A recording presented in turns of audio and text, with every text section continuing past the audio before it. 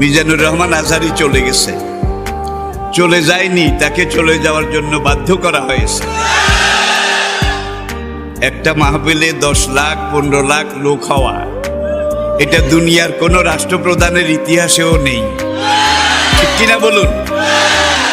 আর একজন রাষ্ট্রপ্রধান যখন কোনো এলাকায় যায়, সেখানে রিজার্ভ গাড়ি দেওয়া হয়, জায়গা জায়গা থেকে গাড়ি প্রেরণ করা হয়, সার্ভ করা হয়, তাদেরকে ভাড়া দেওয়া হয়, খানা দেওয়া হয়, গরু জবাই করে একেবারে মোরগ মুসাল্লাম বিরিয়ানি এগুলো দেওয়া হয়। তারপরে যাওয়ার সময় আবার কিছু নগদ হাদিয়াও দেওয়া হয়।